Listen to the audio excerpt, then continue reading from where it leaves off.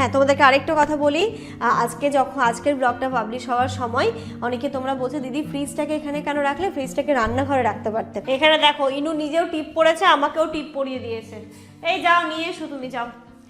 আমি যেই বলেছি ডাল আলু রান্না করবো ওর মুড অফ হয়ে গেছে। যাও তুমি যা নিয়ে আসবে, তুমি দেখো মাটনও নিয়ে আসো, আমি সেটাও রান্না করে দেবো। কিন্তু হ্যাঁ, আজকে ফাইনালি আমার ইচ্ছা মতো রান্না হচ্ছে, এই নতুন ঘরে প্রথম রান্না হচ্ছে। মাম্মা তোমার টিপটা দেখিয়ে যাও। ইনাও টিপ পড়েছে, দেখো। কই মাম্মা? দেখি।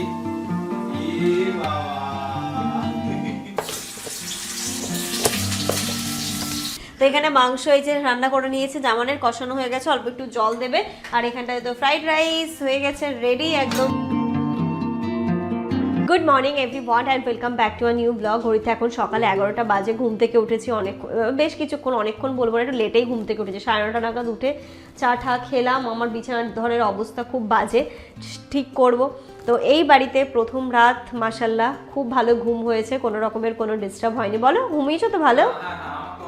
হয়নি, ইনায়ারও হয়নি। তো ফোনটা কোথায় একটা বাজছে নাকি? এই মা সমালি দেখো কি, এই ফোনটা না ও মনে করে খেলনা। কয়েক কোটি ফটো তুলেছে। কি করবে বলো, আমরা নানান কাজে ব্যস্ত, ও কি করবে। তো এখন হচ্ছে আস্তে ধীরে কাজগুলো শুরু করি। যেটা হচ্ছে ফার্স্ট কাজ, বিছানাটা আগে তুলবো। সকালবেলা উঠে মুড়ি খেয়েছে এনু, সেটা বিছানা বসেই মুড়ি খেয়েছে। কারণ এখনো পর্যন্ত যেহেতু সমস্ত গুছিয়ে উঠতে পারিনি না, তাই না কোথায় কি করব আমি বুঝতে পারছি না, কোন দিক থেকে শুরু করা উচিত, কিভাবে কি করা উচিত, আমি কিছুই বুঝতে পারছি না। যাই হোক, আস্তে আস্তে ব্যাপারগুলো হবে।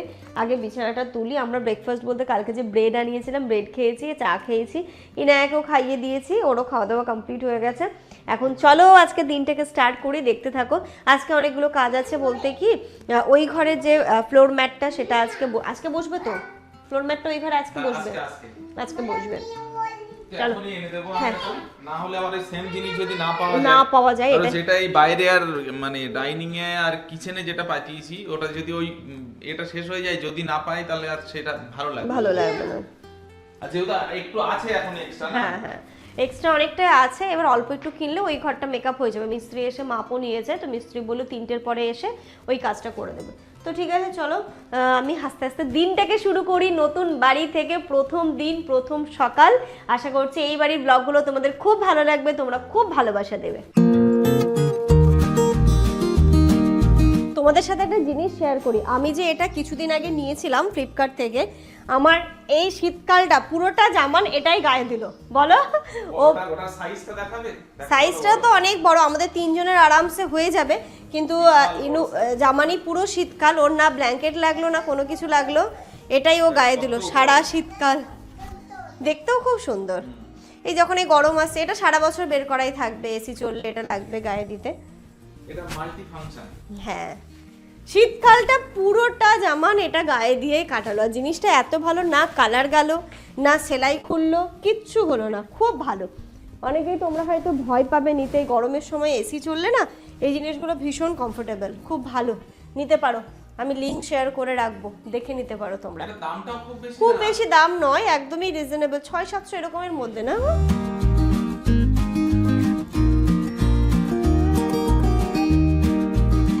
পাশের ঘর থেকে বিছানা তুলে চলে এলাম এই ঘরে। এই ঘরের যেই কাজটা সেটা হচ্ছে আমার অনেকগুলো বালিশ হয়ে গেছে।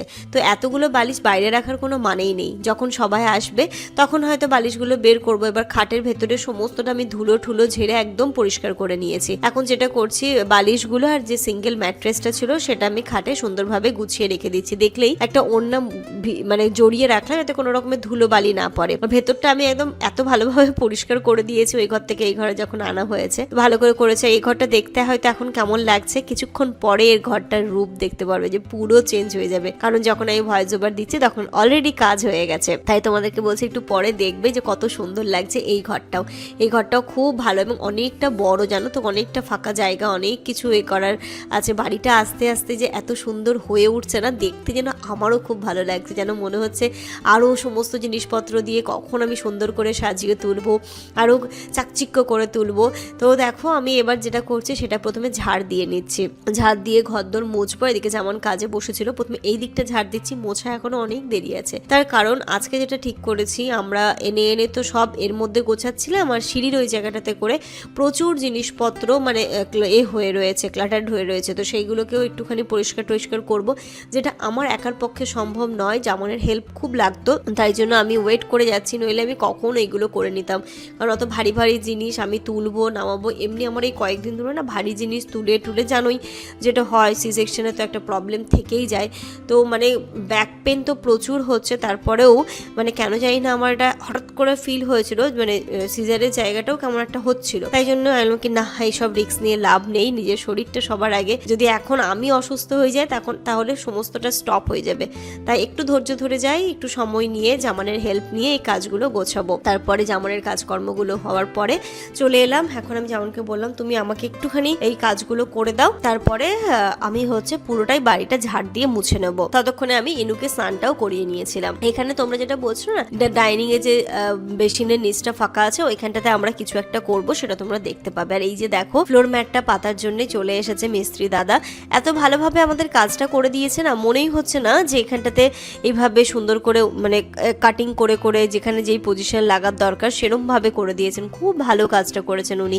আমাদের তো খুব পছন্দ হয়েছে। প্রথমে আমরা টেনশন করছিলাম কেমন হবে না হবে, বা ঠিকঠাক করতে পারবেন কিনা, প্রফেশনাল কাউকে দিয়ে না করালে। যেমন বলছিল আমি নিজেই করে দেবো, না তুমি পারবে না নিজে করতে। কারণ কি বলো, দেখো প্রত্যেকটা জায়গার মাপ আলাদা, মাপ যোগের একটা ব্যাপার রয়েছে। উনি যেমন খুব কম সময়ের মধ্যেই করে দিতে পারলেন, কিন্তু এটা যদি যেমন নিজে করতো বা আমরা করতাম, তাহলে কিন্তু এতটা নিখুঁত হয়তো হতো না, বা এতটা শর্ট টাইমের মধ্যে আমরা করতে পারতাম না। ঘরটা হয়ে যাওয়ার পরে ফ্লোর ম্যাট কিছুটা বেঁচে ছিল, তো আমি বললাম এই সিঁড়ি দিয়ে ওঠার মুখটাতে এখানটাতে একটু ঠিক করে দিন না, এখানটাতে একটু লাগিয়ে দিন, তাহলে ভালো লাগবে। এই জায়গাটাতে আসতে না মনে হচ্ছে আমি আমার ওই বাড়িটাতেই আছি। বলো, খানিকটা এই জায়গাটা ওই বাড়িটারই ফিল দিচ্ছে না? যেন মনে হচ্ছে ওই বাড়িরই সিঁড়ি ঘরটা। ছাদটা দেখো কি সুন্দর, তোমাদেরকে তো কখনো ছাদটাই ঘুরে দেখানো হয়নি, ছাদটা ঘুরে দেখাবো। এখানে জিনিসগুলো যেহেতু আমরা যেগুলো জিনিস লাগবে না এখন ওইগুলোকে আলাদা জায়গায় রাখছি, বা একটু সুন্দর করে সাজিয়ে রাখছি। আবার এইখানটাতে এই স্পেসটা খুব ভালো দিয়েছে, জানো তো। এইখানটাতেও আমাদের অনেক জিনিস ধরে যাবে, যে জিনিসগুলো মানে অপ্রয়োজনীয় তো অবশ্যই নয়, প্রয়োজনীয় তো অবশ্যই, কিন্তু ঘরে না রাখলেও হবে। এরকম একটা জায়গায় রাখলো, যখন প্রয়োজন হবে তখন আমি এইগুলোকে নিয়ে ইউজ করতে পারবো। তো এই টাইপের জিনিসগুলো আর কি, যেমন সিলিন্ডার, তারপর আয়রন টেবিলটাও আমি নিচে নিয়ে যাব, তারপরে এই যে স্ট্যান্ডগুলো, এই সমস্ত জিনিসগুলো আর কি। তো বলো, এই কাজগুলো কি আমি একা করতে পারতাম? এই যে আমি ধরে দিচ্ছি, তারপরে জামান আমাকে হেল্প করছে বলে এইগুলো সম্ভব। আর নতুন রং করাতে বাড়িটা দেখো কত সুন্দর ঝকঝক তকতক করছে। ছাদটা তোমাদেরকে দেখাবো, অনেক বড় ছাদ। এখানে ইনায়া খুব ভালোভাবে খেলতে পারবে, গরমকালে আমি একটু হয়তো ছাদে হাঁটাচলা করতে পারবো। সমস্তটাই আস্তে ধীরে তোমাদের সাথে শেয়ার করবো। এখন আমার নিজেরই সময় হয়ে ওঠেনি যে ছাদে একটুখানি যাব, ছাদে গিয়ে একটু হাঁটাচলা করবো, একটু ঘুরবো, ওই সময়টাই আমার এখনো হয়ে ওঠেনি। তো তোমাদেরকে আর কি দেখাবো, এখন তো নিশ্চয়ই আমরা এখানে আছি, ভালোভাবে সেট হয়ে যাই, তারপর তোমাদের সাথে সব দেখাবো। এখন আমি দেখো সিঁড়িগুলোকে ঝাড় দিচ্ছি। তোমরা জানো আমি ওই বাড়িতেও আমার যিনি হেল্পিং হ্যান্ড ছিলেন, পুরো সিঁড়ি থেকে নিয়ে আমি মোছাতাম। তো এই বাড়িতেও আমি কিন্তু সেটাই করব, একদম পুরো সিঁড়ি থেকে নিয়ে শুরু করে পুরো বাড়িটাই মোছাবো। তোমরা জানো আমি যেখানে থাকি সেই জায়গাটাকে কত সুন্দরভাবে গুছিয়ে নিই এবং নিজের মতো করে করার চেষ্টা করি। আমি কখনো মনে করি না যে এটা রেন্টেড হাউস। নিজের বাড়ি হলে আমি যেমন পরিষ্কার পরিচ্ছন্ন রাখতাম, এখানেও রাখার চেষ্টা করব। এখানে দেখো ইনায়ের হাই চেয়ারটা জামানকে বললাম একটু লাগিয়ে দাও, এটাতে করে ও খাওয়া দাওয়া করতে পারবে, আমাদের সাথে ও মানে এটাতে বসে খাওয়া দাওয়াটা করতে পারবে। হাই চেয়ারটা কিন্তু এখন আমাদের খুব কাজে লাগে, কারণ ডাইনিং এ বসে আমরা যখন খাই তখন ইনুকেও হাই চেয়ারে দিলাম, ও কিন্তু ওর মতো করে খাওয়া দাওয়াটা করতে পারে। এটাতে খুব ভালো হয় এবং ইনায়া এটাতে খুব ভালোভাবে বসতেও চায়। তো এটাকেও ভালো, যেমন বলছিল কি করব গাড়ি বানিয়ে দেবো, আনুকে না যেমন চেয়ার ছিল তুমি সেরকমই রাখো, এটাতে কিন্তু ইনায়া বসতে এখন পছন্দ করে।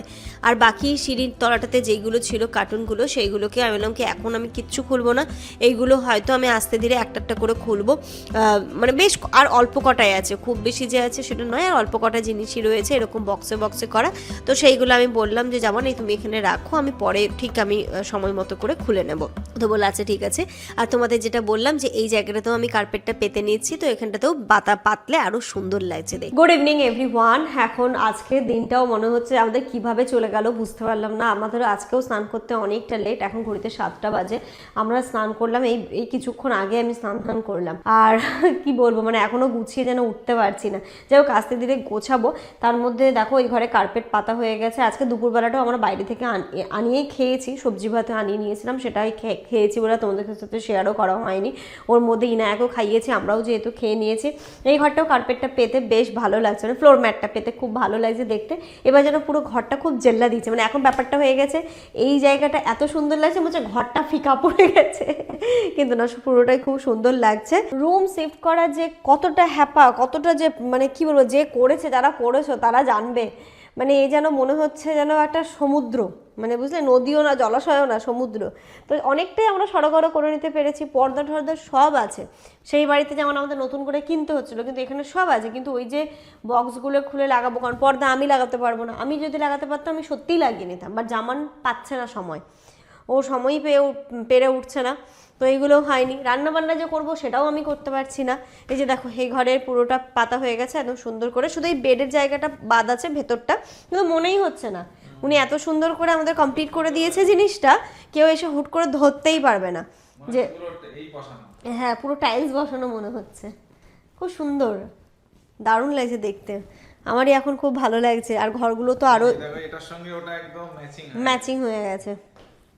আর ঘর কি বলে, ঘরগুলো তো বড় বড় না, মনে হচ্ছে যেন কতটা জায়গা এখানে, এখানে কতটা স্পেস।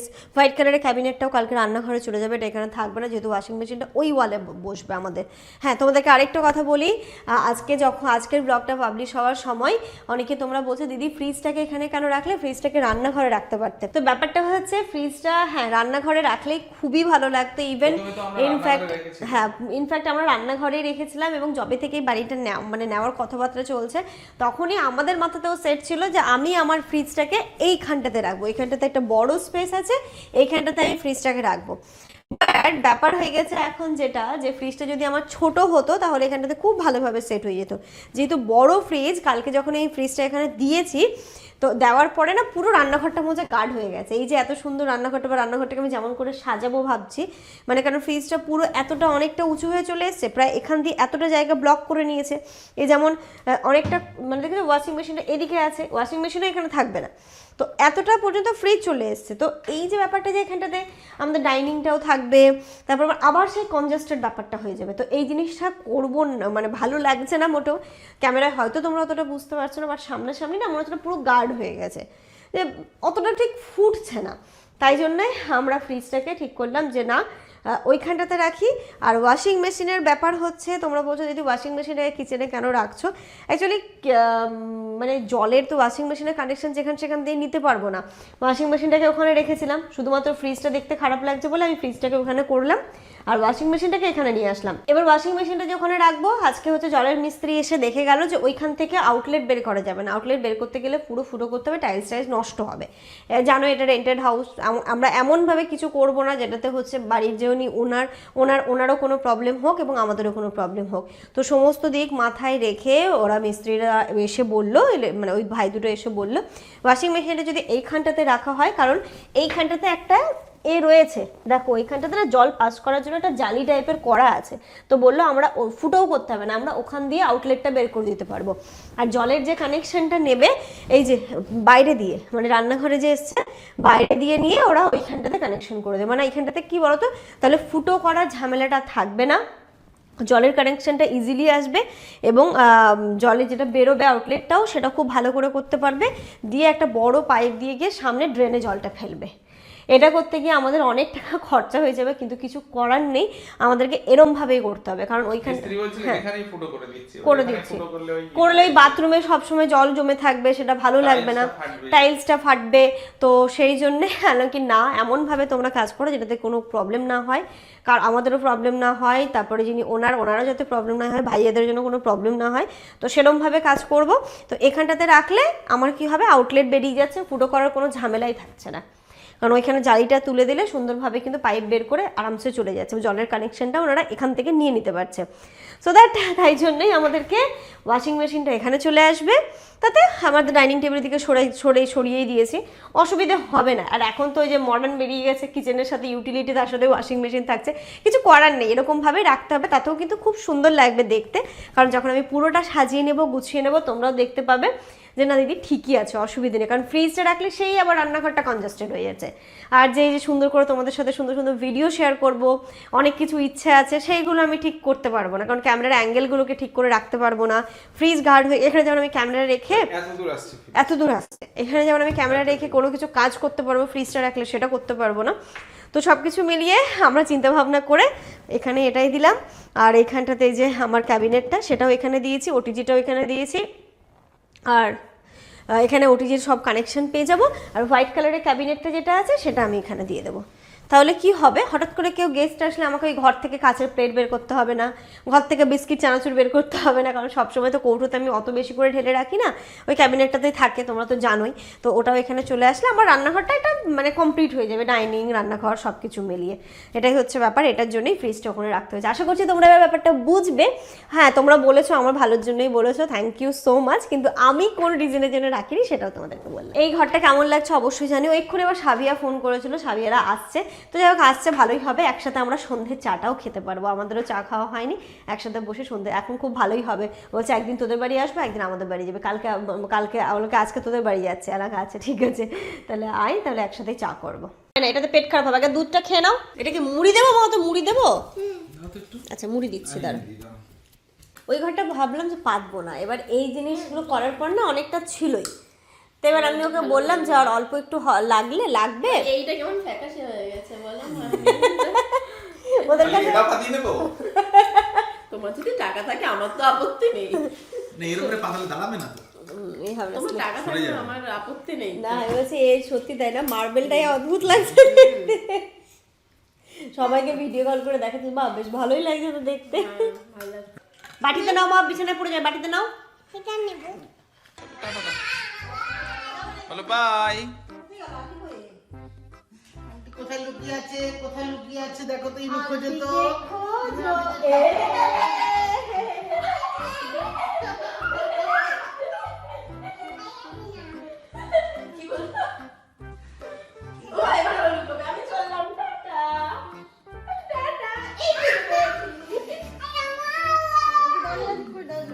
এখানে আসো, ভিতরে আসো, এবার ভিতরে আসো মাম্মা, চলে আসো।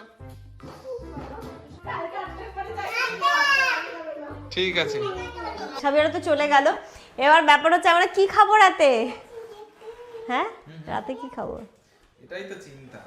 সত্যি এটাই চিন্তা আমার। কি জানো তো, আমি রান্না করেই নিতে পারতাম, কিন্তু জামানের বক্তব্য প্রথম রান্না যখন হবে ভালো কিছু রান্না হবে সেটার জন্য। কিন্তু এখন রাত্রি 9:30 বাজে, এখন কি তুমি কিছু পাবে আদৌ? দেখি চিকেন ফিকেন না পেলে পনির। এখন কি যে করব, চাল ভিজিয়ে রেখেছি আমি, তাহলে কি করবো, একটু গরম ভাত করে নেবো, আলু সেদ্ধ ডাল সেদ্ধ। হ্যাঁ, আলু সেদ্ধ ডাল সেদ্ধ ভাত করো। তাহলে মুড অফ কেন, মানে ওর বক্তব্য ভালো কিছুই খাবো। তুমি যাও, তুমি যদি চিকেন পাও তাহলে আমি রান্না করে দেবো, আমার কোনো অসুবিধা নেই। এখানে দেখো ইনু নিজেও টিপ পড়েছে, আমাকেও টিপ পরিয়ে দিয়েছে। এই যাও নিয়ে এসো, তুমি যাও। আমি যেই বলেছি ডাল আলু রান্না করবো, ওর মুড অফ হয়ে গেছে। যাও তুমি যা নিয়ে আসবে, তুমি যদি এখন মাটনও নিয়ে আসো আমি সেটাও রান্না করে দেবো। তুমি যদি এখন মাটনটাও নিয়ে আসতে পারো আমি সেটাও রান্না করে দেবো, যাও। এখন আমি পাবো? হ্যাঁ পাবে, যাও। মন থেকে কোনো জিনিস চাইলে সেটা তুমি রাত 12টার সময় গিয়েও পাবে, যাও।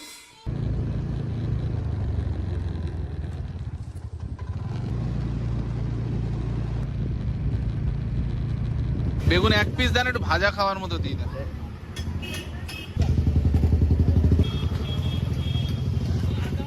ওই এই পিসটাই ঠিক আছে একদম। যাক, ফাইনালি জামান চিকেন পেয়েছে, মনটা ওর শান্তি হয়েছে। আর এখানে যখন চিকেনটাও পেয়েছে, তাই না কি নর্মাল ভাত না করে একটু ফ্রাইড রাইস করে দিই। আমরা যেহেতু যে চালের ভাত খাই সেটাও বাসমতি চাল তো, তাই না, বাসমতি চাল। ভাত হয়ে গেছে।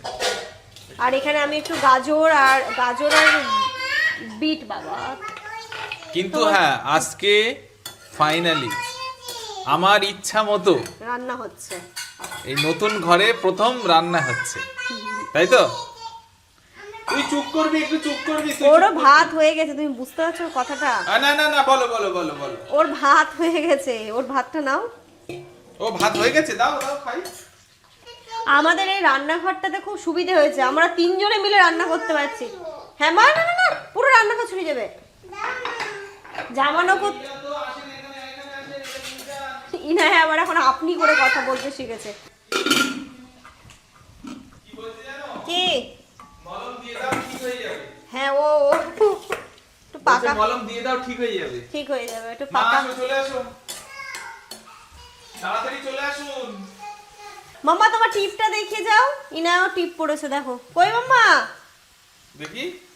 ই বাবা, তোমরা এইখানটাতে দেখতে পাচ্ছ পুরো আমরা দুজন কি করছি, ইনায়া কি করছি দেখতে পাচ্ছ। তারপরে অ্যাঙ্গেলগুলো আমি চেঞ্জ করতে পারছি ক্যামেরা, যেটা আমি এতদিনে ওই বাড়িতে করতে পারিনি।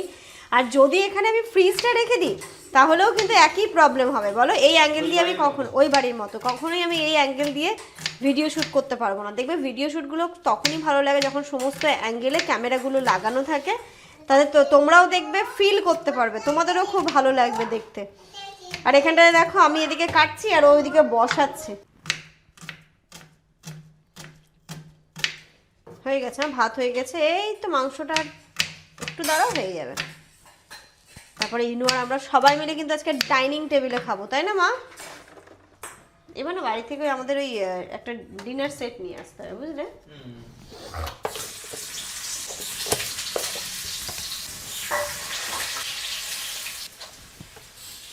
আজকে যাই হোক অনেক লেট, তোমরা বুঝতেই পারছো। তখন বলেছিলাম 9:30, মাংস এনেছে, রান্না করেছে। এবার আইডিয়া করে নাও, টাইমটা আমি আর বলছি না। তো এখানে মাংস হয়েছে, রান্না করে নিয়েছে, জামানের কষানো হয়ে গেছে, অল্প একটু জল দেবে। আর এখানটায় তো ফ্রাইড রাইস হয়ে গেছে রেডি, একদম মানে না করার পরে করা। এর মধ্যে হ্যাঁ হ্যাঁ, তুমি কি দেবে? বিরিন দেখবে? হ্যাঁ বিরিন রান্না হয়ে, চলো এগুলো আমরা ফ্রিজে দিয়ে দিই। চলো চলো চলো চলো, দেখি রে দেখি রে দেখি রে দেখি রে দেখি রে, সরো সরো সরো সরো সরো। তুমি কি দেখবে মা? ঘড়িতে বাজে এখন 11টা, আমরা ফাইনালি বসলাম এখন খেতে। মা চিকেনটা একটু আছে, গরম আছে। বাপরে, ডাইনিং এ তাহলে খাওয়া হচ্ছে আমাদের। হ্যাঁ মা নিচ্ছে, মা নিচ্ছে, তুমি আস্তে আস্তে খাও, আমি নিচ্ছি। হ্যাঁ এই তো আমি নিচ্ছি। ভালো লাগছে? ভালো লাগছে। ইনুর এই যে হাই চেয়ারটা এখানে দিয়ে দিয়েছি, ও হাই চেয়ারে বসে খাচ্ছে আর আমরা এখানটাতে। এ দিয়েছে বলে কালারটা চেঞ্জ হয়েছে। আমি ইচ্ছে করে দিয়েছি, একটু ওল্টো কালারটা অন্যরকম লাগবে। ভালো হয়েছে, সুন্দর হয়েছে। হুম গরম আছে, এটা ঠান্ডা করে দিয়েছি না। আমার তো হচ্ছে শুধু এটাই খায়। যাই হোক চলো আমরা খাওয়া দাওয়া করি। আর এর সাথে সাথে আজকের এই ব্লগটা এই পর্যন্তই রাখছি। তোমরা দোয়া করো, আমাদের জন্য প্রে করো, এইভাবে যেন 3 জনে মিলে প্রত্যেকটা সাজ, তাই তো ভালো ভালো খেতে পারি না, ভালো ভালোর থেকেও মানে কি বল, হাসি খুশি, ঠিক আছে? আমাদের বড় দরকার। ডাল ভাতটাই খাই না কেন, কিন্তু মনে যেন সেই শান্তিটা থাকে, খেতে পারি। কিশমিশ। তো এটাই তোমরা সবাই দোয়া করো, আমাদের জন্য প্রে করো। আর এই ব্লগটা এই পর্যন্তই রাখছি। তোমরা সবাই খুব ভালো থেকো, সুস্থ থেকো, আমাদের সবার জন্য অনেক অনেক অনেক দোয়া করো। টাটা মামা, গুড নাইট বলে দাও। ভালো থেকো।